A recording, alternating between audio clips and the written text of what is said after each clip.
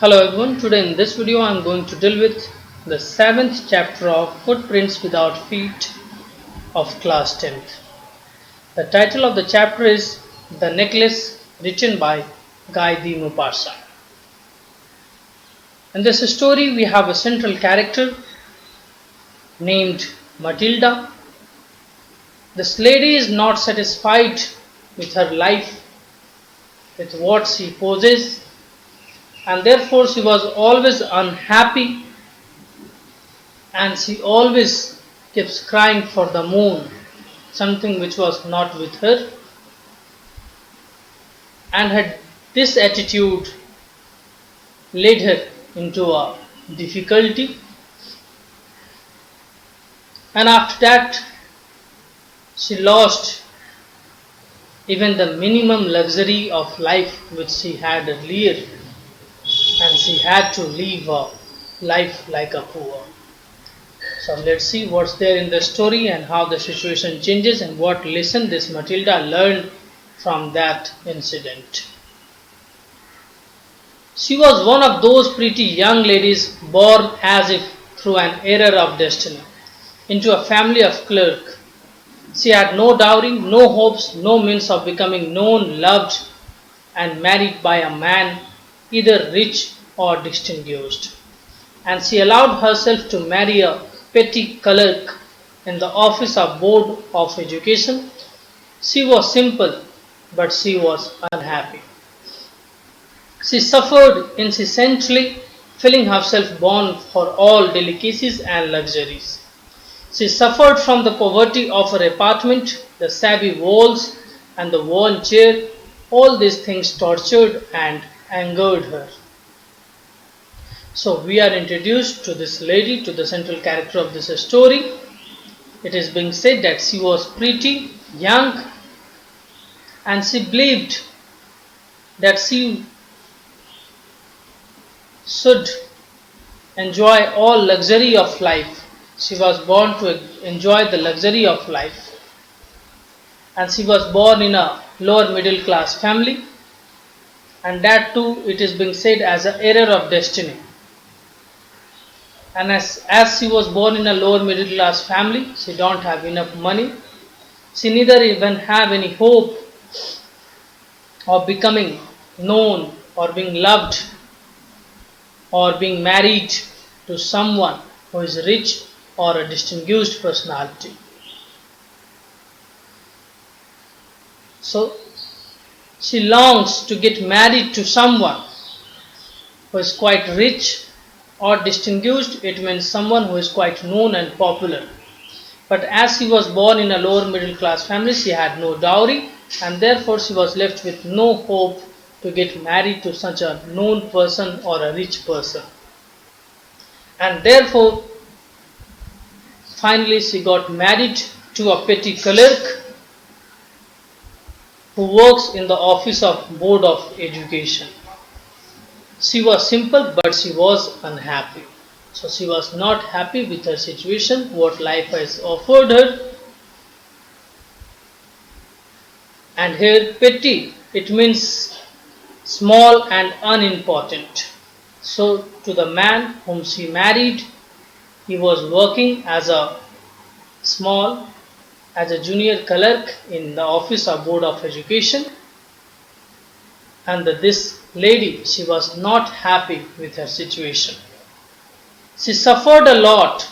She incessantly, it means continuously, she suffered a lot, and she felt that she was born for the luxury, to enjoy the luxury of life. She was ambitious, she was beautiful, she wanted to live a luxurious life.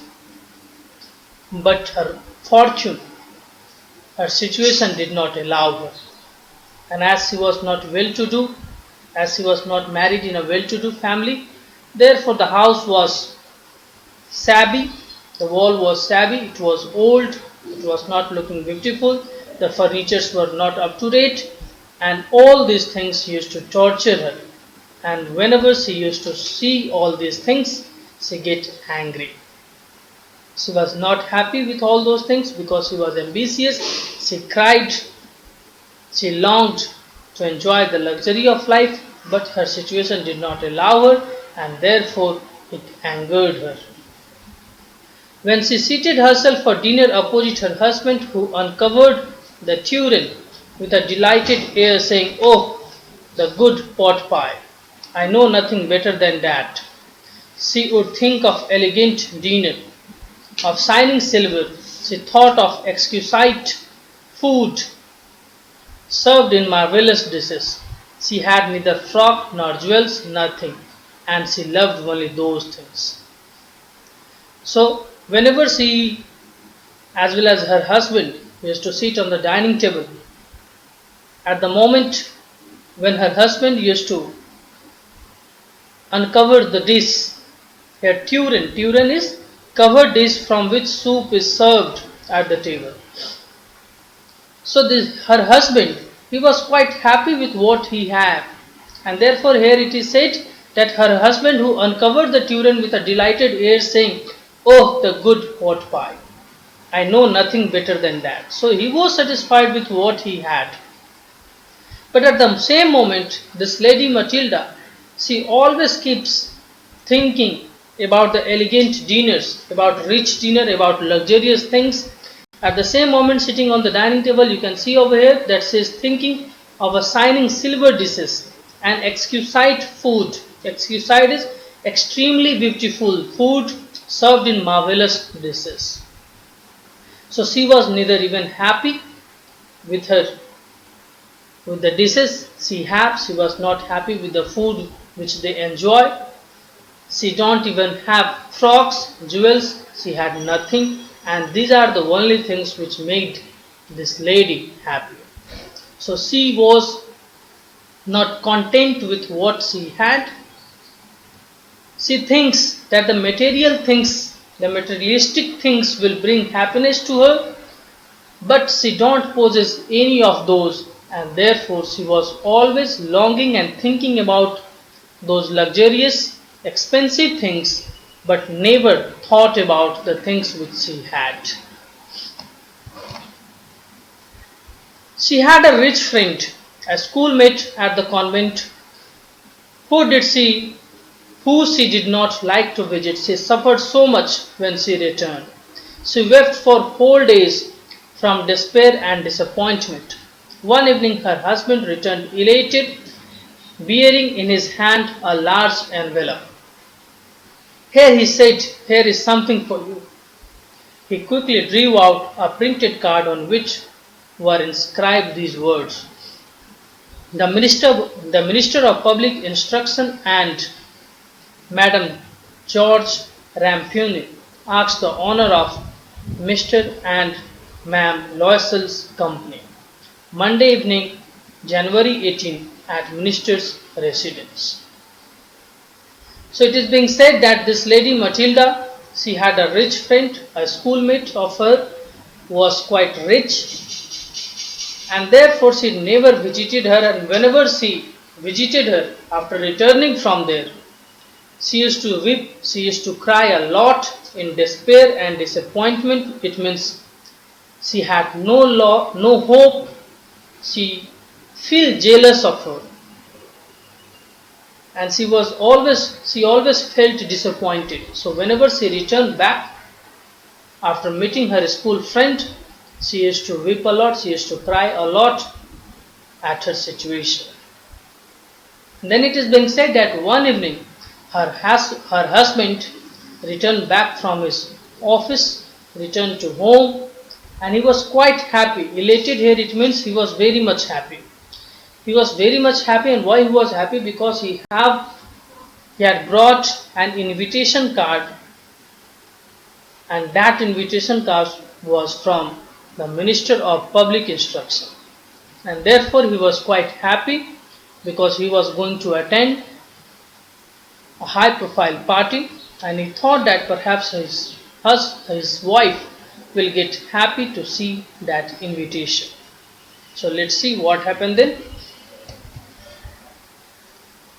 Instead of being delighted as her husband had hoped, she threw the invitation spitefully upon the table, murmuring, "What do you suppose I want with that?" But my dearie, I thought it would make you happy.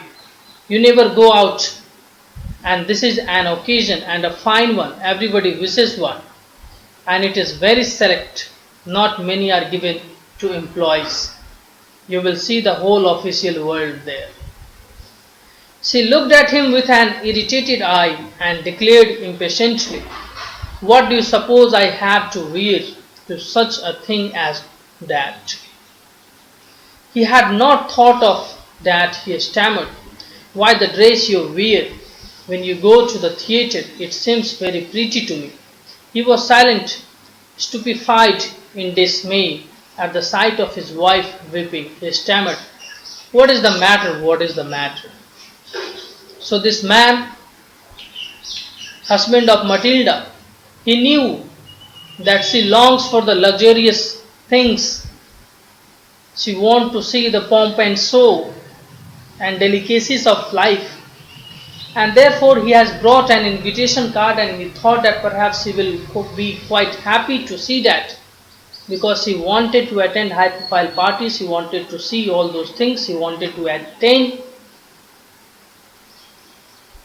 the high profile parties, and she wanted to enjoy the luxury of life. Therefore he was happy, and he thought that perhaps after receiving this invitation card she will be happy. But when he gave it to her, instead of being happy, she threw that invitation card spitefully.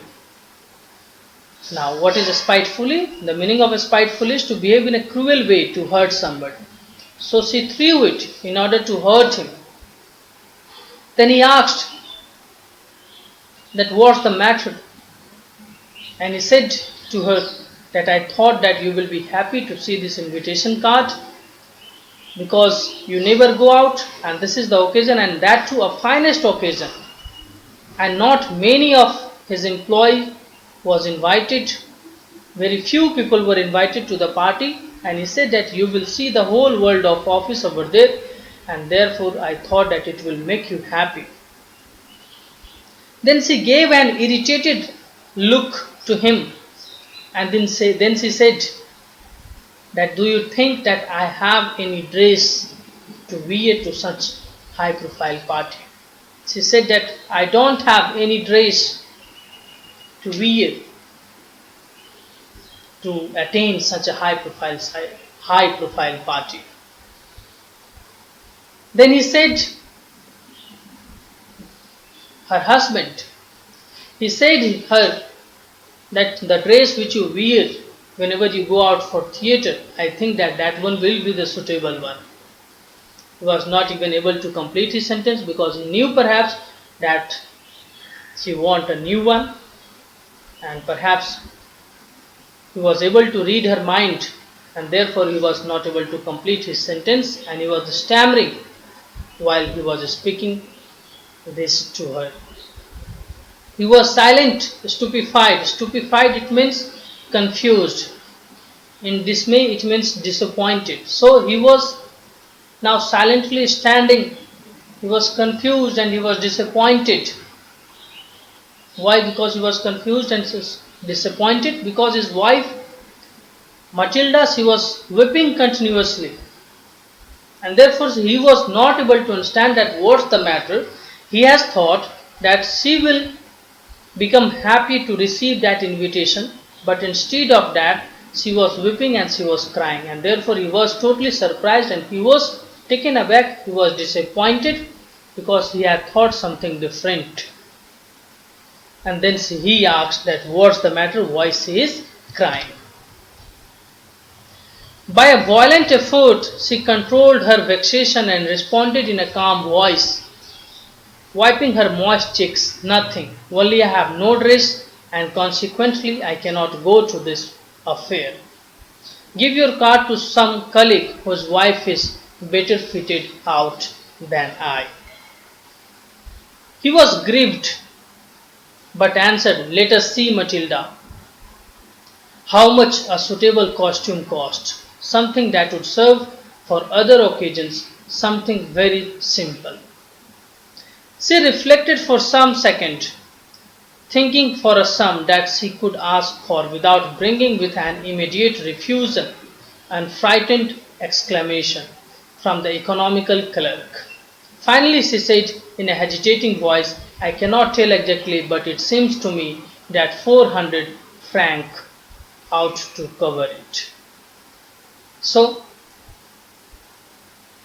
the husband was continuously asking the lady to Matilda that voice he was crying. And then the lady said to her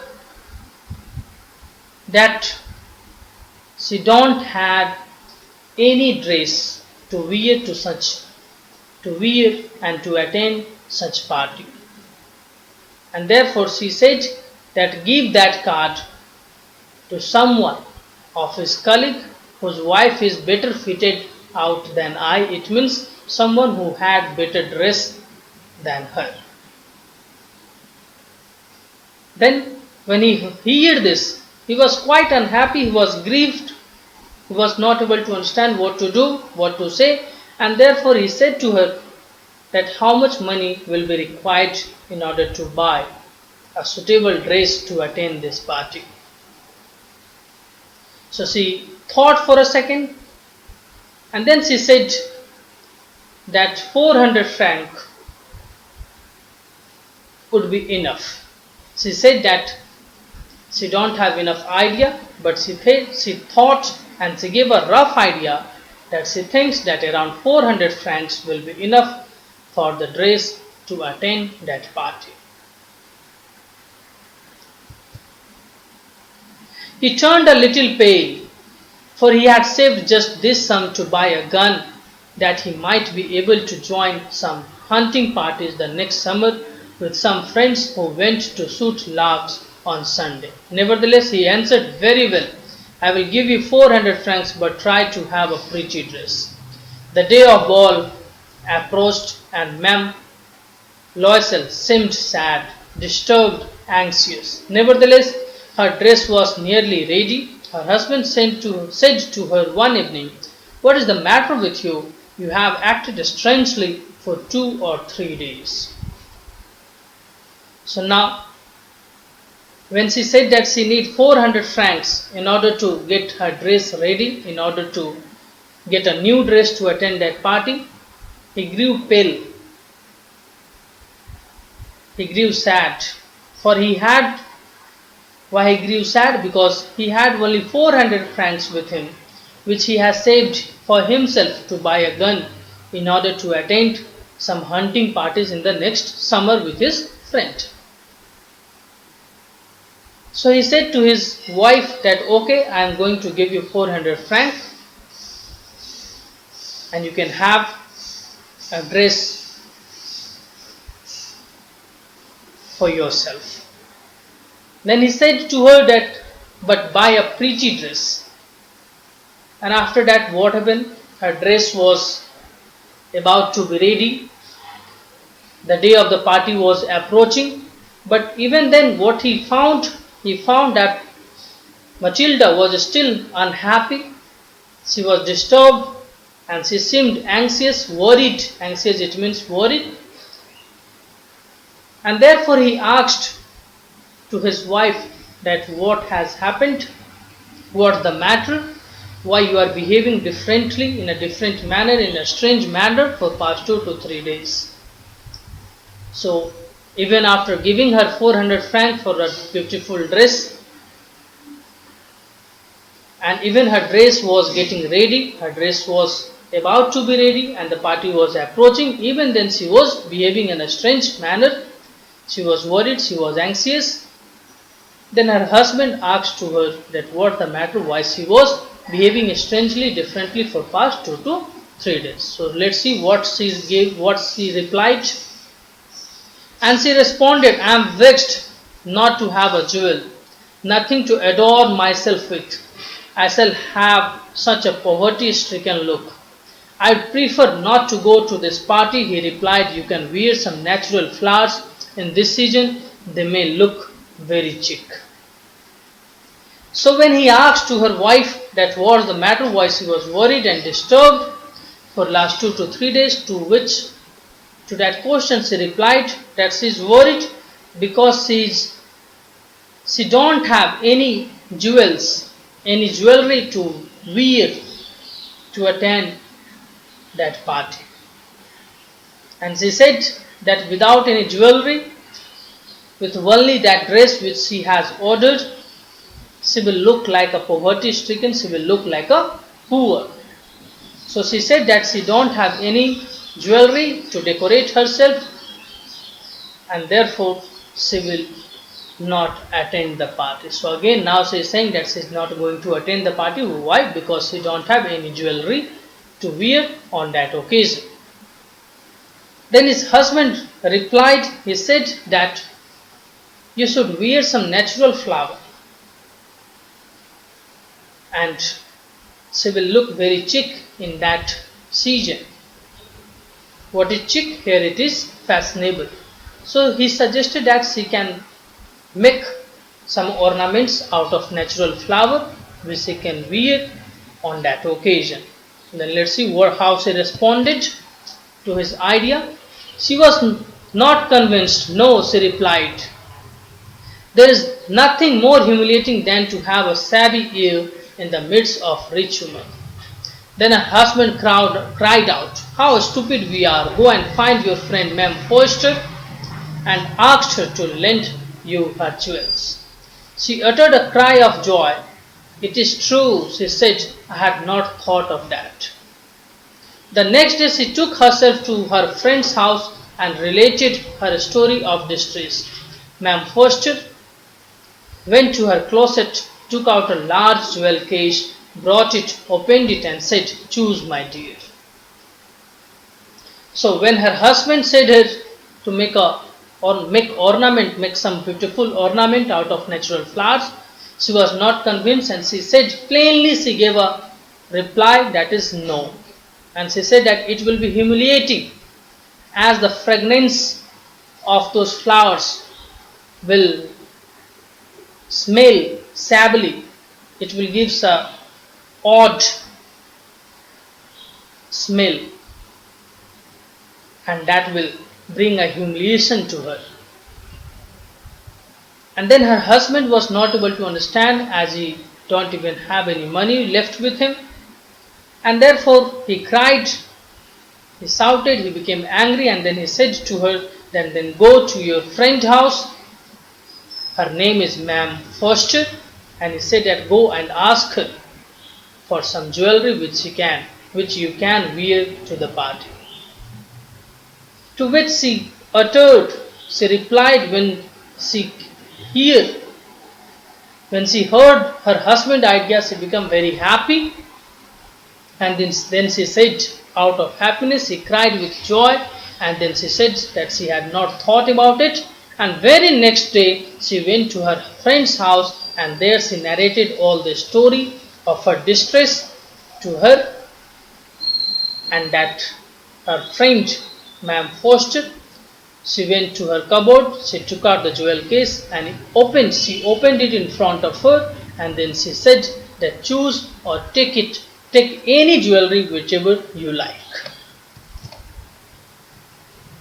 She saw at first some bracelet, then a collar of pearls, then a Venetian cross of gold and jewels of admirable workmanship. She tried the jewels before the glass, hesitated but could neither decide to take them nor leave them. Then she asked, have you nothing more? Why, yes, look for yourself. I do not know what will please you. Suddenly she discovered a black satin box, a superb necklace of diamonds. Her hands trembled as she took it out. She placed it about her throat against her dress and was ecstatic when she asked in a hesitating voice full of anxiety, could you lend me this, only this? Why, yes, certainly. She fell upon the neck of her friend, embraced her with passion, then went away with her treasure. So very soon, next day, Matilda, she went to her friend's house. There she narrated about her problem, about the situation, about everything. And then her friend said that no problem, you can take any of my jewelry, whatever you like. She took out a box of jewelry and she placed it in front of her and she asked her to choose any jewels whichever she liked. So she had a look of many jewelry which was there in that box, but she did not like any jewelry which was there in the box, and therefore she asked her for some more jewelry. Then she said that, have a look yourself, help yourself, whatever jewelry I have, it is here in front of you. You can look at all those, and whatever will please you, whichever jewelry you find suitable, you can take that. So while she was having a look of all those jewelry, then suddenly she discovered a necklace of diamond. And she was not able to believe to see that diamond necklace. Her eyes was not able to believe to see that diamond necklace. And when she took it in her hand was trembling. And she placed it against her throat in order to see how she is looking. And she was very happy, ecstatic. Here it means very happy. She was extremely happy to see that diamond necklace. But as it is diamond necklace, it's quite expensive. Therefore, she thought perhaps that her friend will not allow her to take that. And therefore, full of anxiety, she was worried. She was thinking that whether she will allow her to take that jewelry or not. Then she asked it to her friend, and she was very kind-hearted lady. She said that definitely you can take it. So she allowed Matilda to take that diamond necklace with her to wear for that occasion. When she said yes, she grew quite emotional and she hugged her friend. Matilda hugged Ma'am Foster with passion. She passionately hugged her and she took that necklace with her. The day of ball arrived. Ma'am Loisel was a great success. She was the prettiest of all, elegant, gracious, smiling and full of joy. All the men noticed her, asked her name and wanted to be presented. She danced with enthusiasm, intoxicated with pleasure, thinking of nothing but all this admiration, this victory so complete and sweet to her heart. She went home toward 4 o'clock in the morning. Her husband had been half asleep in one of the little saloons since midnight, with 3 other gentlemen whose wives were enjoying themselves very much. So now the day of ball arrived. They went to that ball, and as she was expecting to be presentable, it happened. She was looking one of the most prettiest. She was the most prettiest lady in that party. She was elegant. She looked gracious, and therefore everyone approached her. Everyone praised her. Everyone praised her beauty and her elegant look, and therefore she was very happy that night, and she enjoyed herself throughout the night.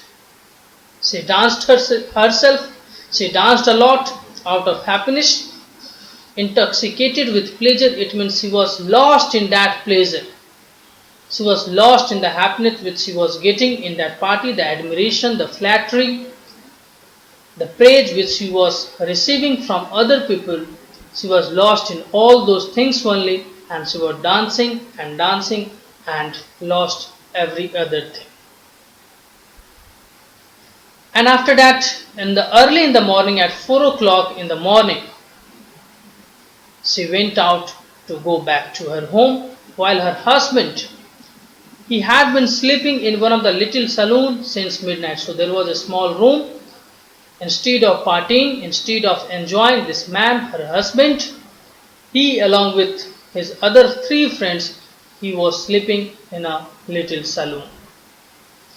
He threw around her shoulders the modest wrap they had carried, whose poverty clashed with the elegance of the ball costume. She wished to hurry away in order not to be noticed by other women who were wrapping themselves in rich furs. Loisel detained her. Wait, said he, I am going to call a cab. So the lady, Matilda, she thought to leave the place early morning at 4 o'clock. And while she was leaving, her husband wrapped her in the modest wrap. It means they had carried a wrap, that is a shawl type of things which they used to carry in order to protect themselves from the cold, as it was cold outside. So he gave that wrap modest here. It means he threw around her shoulder the modest wrap they had carried, whose poverty clashed with the elegance of the ball costume. She wished to hurry away in order not to be noticed by the other women who was wrapping themselves in rich furs. Loisel detained her. Wait, said he, I am going to call a cab. So they left. The lady Matilda as well as her husband, they tried to escape from that party, to leave that place to that party, from that party early in the morning, so that they may not be noticed by other rich people of who were attending that party. So he threw around her shoulder the modest wrap. Modest wrap, what is wrap? Wrap is, it's a sort of shawl in order to protect themselves from the cold which was outside there. So modest here, it means they had a common clothes. It was not rich in fur, it was not expensive, it was quite modest, it was quite common and very cheap sort of wrap. So they were wrapping themselves in that very cheap shawl, and that shawl, the wrap which they had, it clashed with their elegance of the ball costume. It means the dress which they have prepared, which she had ordered, had made for that ball, to attend that ball, was looking quite elegant, was looking quite beautiful and expensive, while the wrap which they had carried with themselves to protect them from the cold when they will be coming out of that party was looking quite common. So it was quite contradictory, it was quite contrary to each other. So in order to be not noticed by other women, she hurried and she came out of the party. So Loisel, her husband, asked her to wait so that he may call any cab so that they may return back home. But let's see what happened then. But she would not listen and descended the steps rapidly. When they were in the street, they found no carriage and they began to seek for one. Hailing the coachman, whom they saw at a distance, they walked along toward the rivers, hopeless and shivering. Finally, they found one of those old carriages that one sees in Paris after nightfall. It took them as far as their door, and they went wearily up to their apartment. It was all over for her, and on his part he remembered that he would have to be office by 10 o'clock. He removed the wrap from her shoulder before the glass for a final view of herself in her glory. Suddenly she uttered a cry. Her necklace was not around her neck. So now this lady Matilda, she left the party. Hurriedly she descended the steps. Her husband was asking her to stop. He will call the cab, but she was not ready to listen or to stop or to wait for him to call the cab, because she wanted not to be noticed by other ladies who were attending the party, because she had a very modest, common, cheap wrap around her body, and they were not able to find any cab. Finally they got an old carriage and they came to their home by that carriage. So they were totally tired They went weirdly up to the apartment. Here it means that they were totally tired, and this man, her husband, had to go to the office by 10 o'clock.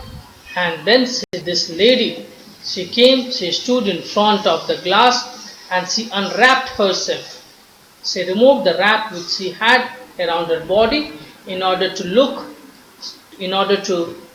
herself in the mirror, to see a final touch, a look to herself. She was looking quite beautiful and she was going to undress herself, and therefore she will not be able to look herself again like this, because she will have to return the necklace of diamond which she has borrowed from her friend, and therefore she went to the mirror in order to see herself finally for the last time.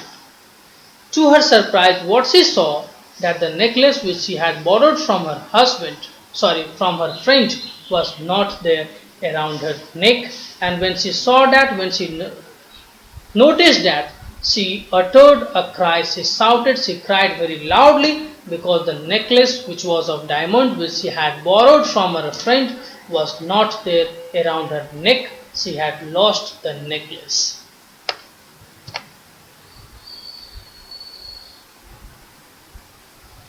Loisel, already half undressed, asked, "What is the matter?" She turned toward him excitedly.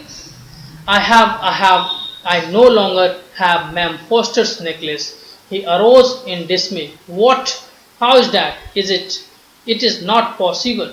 And they looked in the fold of the dress, in the folds of the cloak, in the pockets, everywhere. They could not find it. He asked, "You are sure you still had it when we left the minister's house?"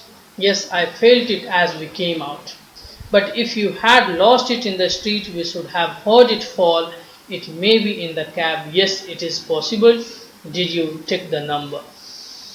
So she cried when she saw that the necklace was not there in her neck. So her husband heard her crying and he came to her.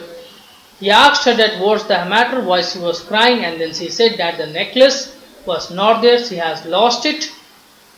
They found it, they tried to look it, they searched it everywhere, in the fold of the dress, in the pockets of the dress, and everywhere. Then he asked that was it there in her neck when they left the minister's house? She said that yes, it was there. Then they thought that perhaps may have fallen in the cab.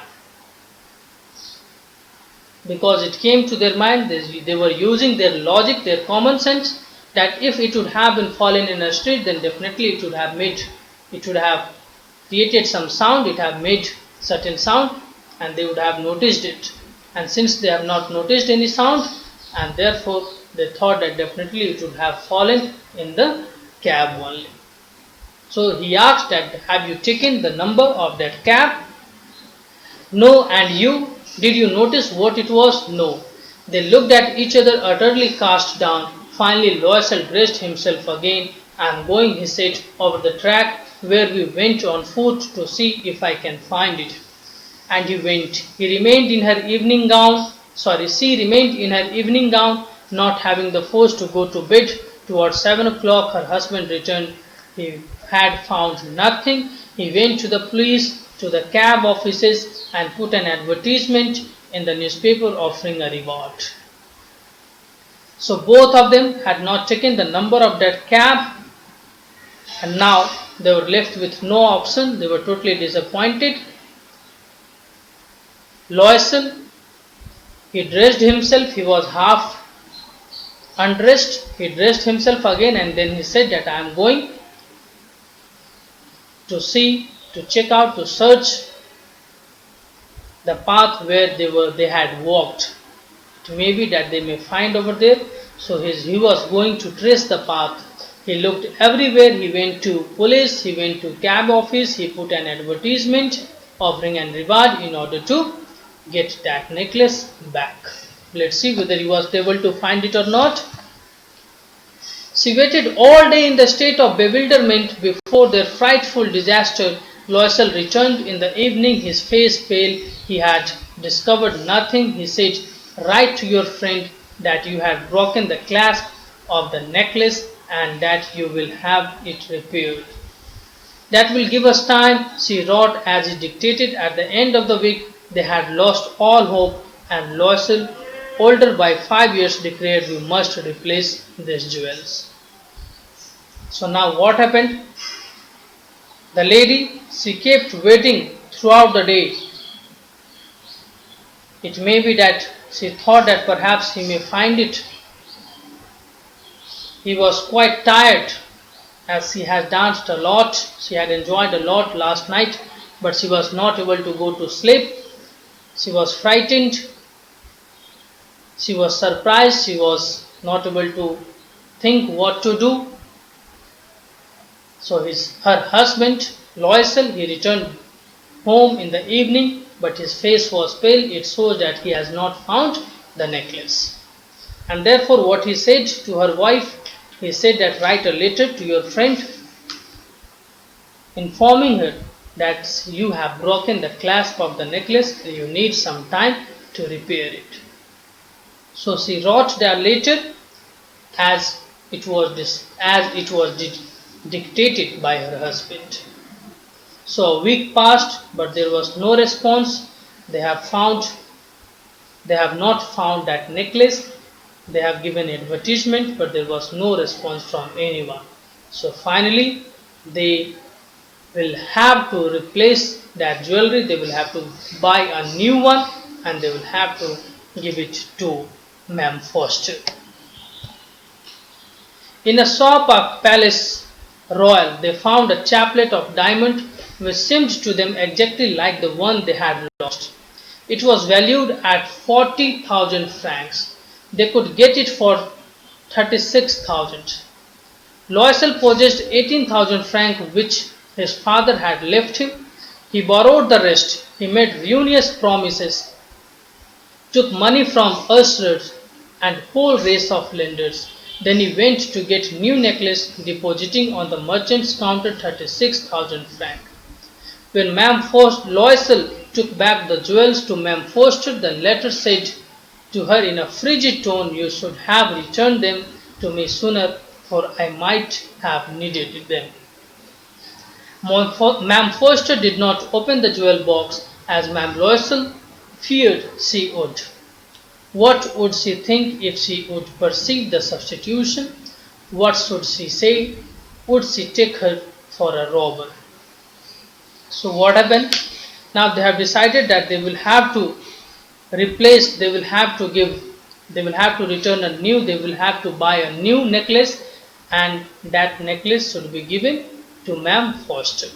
So now they searched the all shop of the town, and finally in the shop Palace Royal, they found the chaplet. Chaplet is a garland made up of diamond. So that chaplet was same as that of the one which they have borrowed from Ma'am Foster, and the cost of that chaplet was 40,000 francs, and after discount they can get it at 36,000 francs.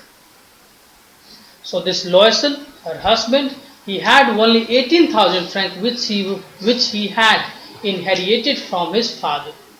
Still 18,000 francs was needed, so what he did, he took loan from many money lenders and every money lenders, and this is how he collected 36,000 francs, and he went to the shop to buy that diamond necklace. So after buying it, now Matilda went to Ma'am Foster in order to return her that necklace. She was afraid that it may be that she will open the jewel box, and it may be that she will come to know that it was substituted, that her necklace has been substituted with another one, and then it may be that she may charge her the case of robbery. But she did not open the box. Just she said in a frigid tone that she would have returned it to her earlier. Ma'am Loisel now knew the horrible life of necessity. She did her part, however, completely heroically. It was necessary to pay the frightful debt. She would pay it. They sent away the maid, they changed their lodging, they rented some room in an attic. She learned the odious work of a kitchen. She washed the dishes, she washed the soiled linen, their clothes and disclothes, which she hung on the line to dry. She took down the refuse to the street each morning and brought up the water, stopping at each landing to catch her breath, and clothed like a woman of the people, she went to the grocer's, the butcher, and the furniture's with her basket on her arm, shopping, haggling to the last sou of her miserable money. The husband worked evening, putting the books for some merchant in order, and nights he often did copying at 5 sous a page, and this life lasted for 10 years. At the end of 10 years, they had restored all. So now they were in debt. They have taken 18,000 francs loan from someone else, from the money lender, and they have to repay it, and therefore their life totally changed. It changed drastically. They changed their house. Now the maid was sent away. She took a very small house. They were now living in a very small house. Now this lady, she had got no assistant in her house, no one to assist her, no one to help her out with her daily work. She had to do all the work, from shopping, from marketing, from dishwashing, to everything. She was handling everything all alone. And her husband, even he has to work for extra time. In evening he was arranging book for some merchant, while in night he used to copy down the pages, and for that he used to get 5 sous per page. So they continued to live this life, the life full of hardship, for 10 years, and at the end of 10 years they were able to pay all loans which they had taken from the money lenders. Ma'am Loisel seemed old now. She had become a strong, hard woman, the crude woman of poor household, her hair badly dressed, her skirts awry, her hands red. She spoke in a loud tone and washed the floors of large pails of water. Washed the floors with large pails of water, but sometimes when her husband was at office, she would sit herself before the window and think of that evening party, of former times, of that ball where she was beautiful and so flattered. So now they were facing the hardship of life. Whatever minimum luxuries she had, they had, all those were taken away, because they had taken a huge amount of loan from the money lender, and that need to be repaid, and therefore they had to work day and night, and they had to do all the works all alone. Her husband was working extra time, he was doing extra time, he was doing extra job, even in the evening as well as in the night, and during the day he was already working as a clerk at board office. And his wife Matilda, she had no assistant, no maid in her home. She had to do everything all alone. She has to wash floors. She had to do kitchen, household chores, everything. Shopping, marketing, everything she had to do all alone. And that too, even they have shifted in a very low area of the town, and now they were living like a poor household. And now this lady, after living that life for 10 years, for a long 10 years, she had become a strong, hard woman and a crude woman of poor household. So her appearance, her beauty, all has gone. She was now dressed badly. Her skirts were awry. It means not in a proper way. It was torn, it may be, not washed properly, not new one. Her physique was totally distorted. Her tone has become now loud. It was no longer any softer, and she was doing all household chores. By doing all those work, she had lost her beauty.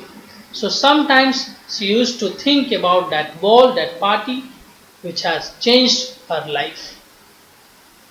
How would have been if she had not lost the necklace? Who knows how singular is life and how full of changes, how smaller things will ruin or save one. So even now she used to sometimes think about that party, about the lost necklace, that what sort of ruin it has brought, or what it would have been if they would have not gone to the party and if the necklace would have not have been lost. So she used to think about all these things.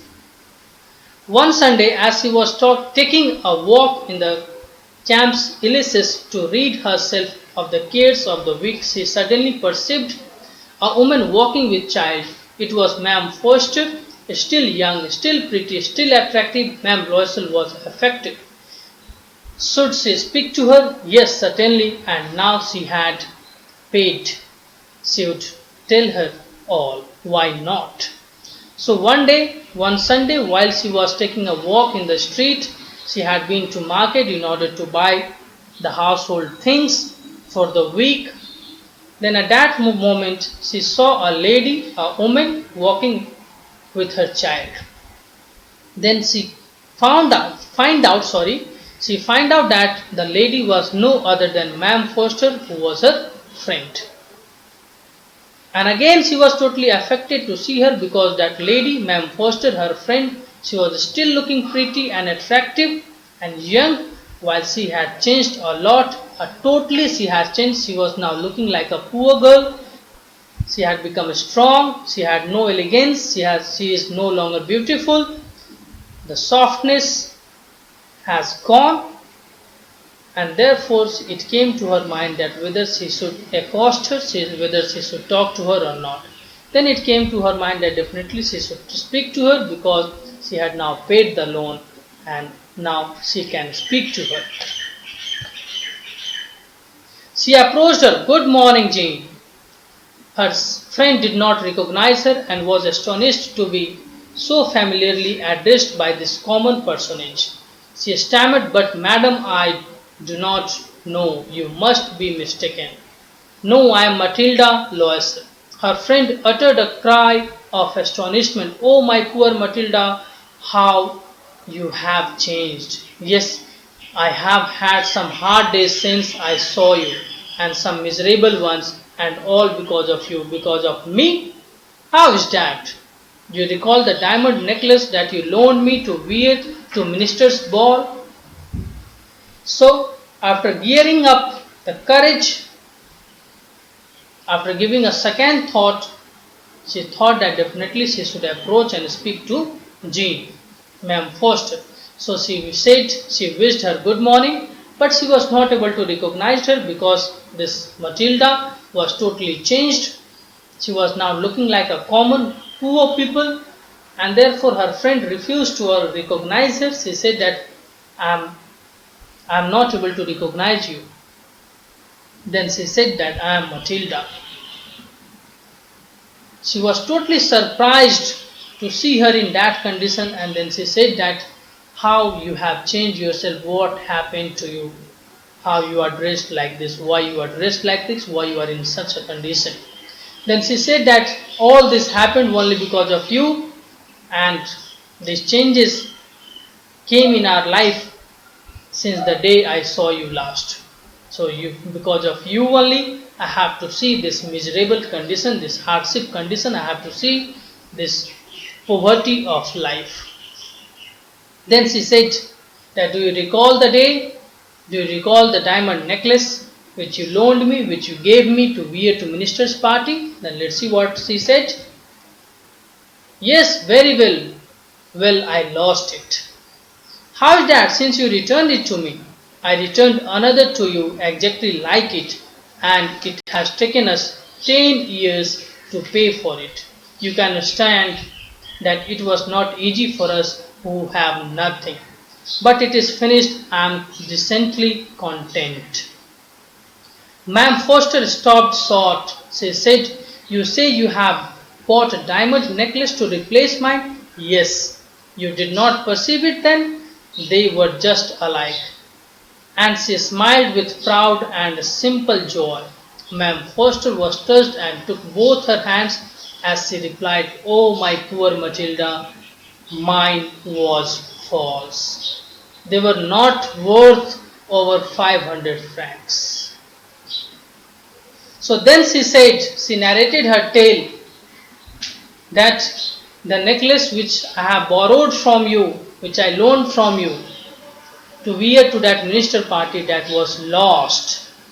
And therefore I bought a new one, I bought a replacement, and then I returned it to you.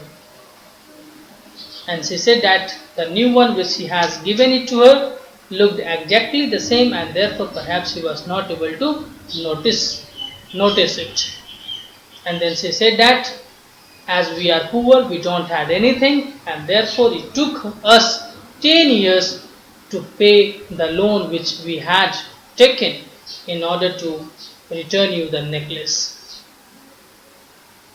And then she said that now we have repaid all the loans and now I am content. So this lady, she was not content earlier with what she had, but when she faced the hardship of life, then she learned that what contentment is. Now she is satisfied.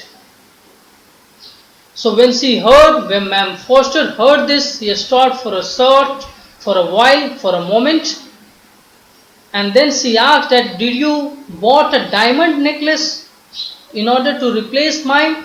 She said, "Yes." Then she said that, "My poor Matilda, the necklace which I have given you, which I have loaned you, was not the original one, it was the false one, and it don't even cost 500 francs. So that now it was revealed that the necklace which she has borrowed was not the original one, it was not made up of diamond, but it was an artificial one. So definitely it would have brought a surprise to this lady, to Matilda, and definitely she would have come to learn a lesson from that incident, because it has ruined her life, it has changed her life drastically, and definitely from now onwards she will never borrow anything from anyone, and she will be happily living with what she had, and definitely she will be content with what she possesses. If she would have been content with what she had earlier, then this situation would not have come.